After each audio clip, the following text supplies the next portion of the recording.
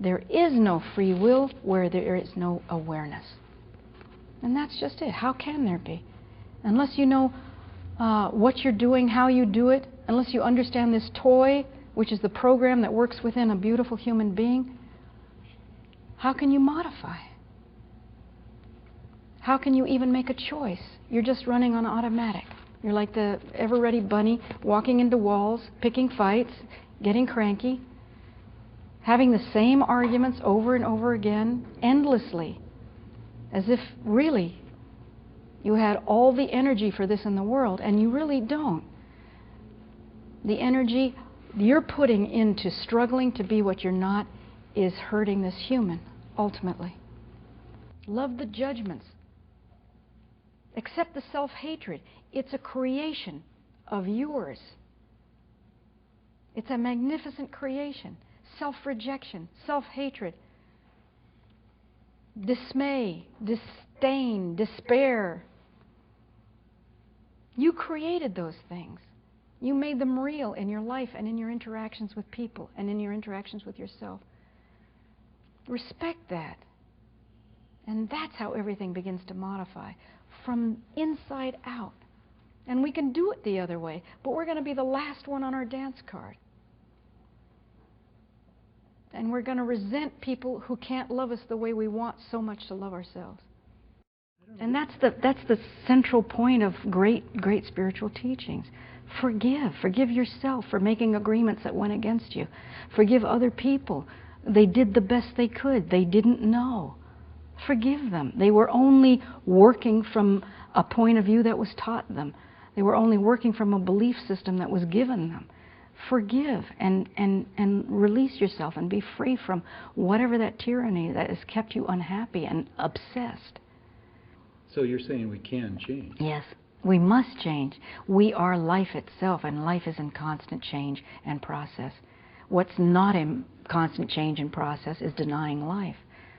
So mentally, if we're not constantly changing and questioning and moving and rearranging and inventing a new way of living and perceiving, we're not really in life process. Why is respect so important? Well, we're told in every spiritual tradition that to love yourself is everything, but we don't know how to do it because we can only see how people react to us, and we make conclusions based on that. And if they don't react to us well, and they don't react to us well consistently, we don't feel very good about ourselves, and we compensate in different ways. We may get depressed, or we may get more aggressive in our dream.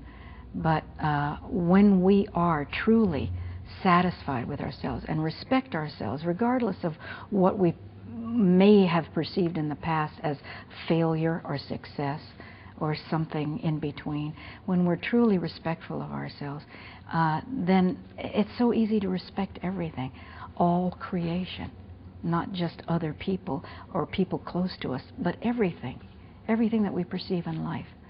Take it from a mythological point of, let's say, believing in heaven and hell while you're here on earth as a human being. Let's say hell is run by fear. Heaven is run by respect. That's why it's so important. If you want heaven in your life, meaning, unconditional loving, acceptance of everything as it is, peace in yourself, in your mind, in your heart, then respect is key. Respect yourself and respect every living thing, people. So what does Toltec mean?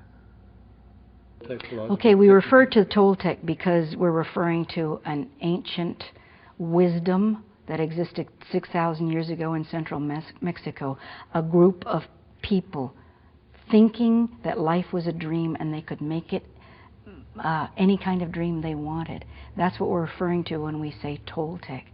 They saw life as a dream dreamed by the human imagination.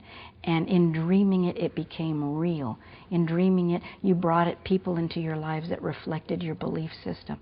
And that's what we're referring to when we say the Toltec. They believe themselves as artists, and Toltec means artist. Okay? Taking that principle and that mythology in today's, sort of modern psychology, you can say, okay, I am dreaming life. I'm interpreting all the time. I'm thinking, I'm storytelling, and the body is either paying the price or it's feeling the joy of it. Okay, so how do I intervene? How do I know myself enough to be able to make this work for me, to control the story, to make it, full of happy endings and good results and easy solutions? How do I do that? Well, we have to change the pattern, and we have to let go of thinking we're just one way, or thinking we have to believe one thing all our lives. We start becoming more fluid, we as psyches or minds. And the body suddenly has a friend. It has an ally instead of a dictator living in your head.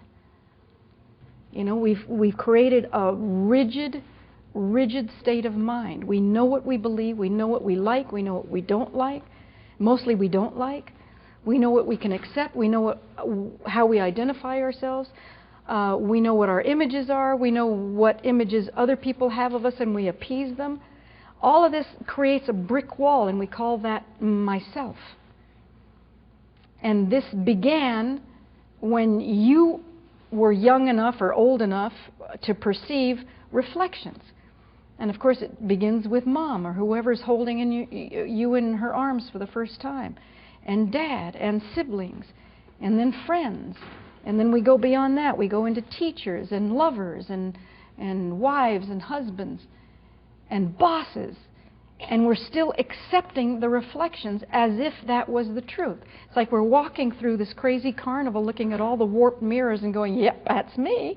And it doesn't matter that every mirror is showing us different, fat, thin, skinny, big, ugly, pretty. It's all, yep, it's me. Nobody's stopping to say, wait, none of this is true. I am the only one that can figure out what me is. I am the architect of this thing called self. And as I'm the architect of it, I'm also the destroyer of it.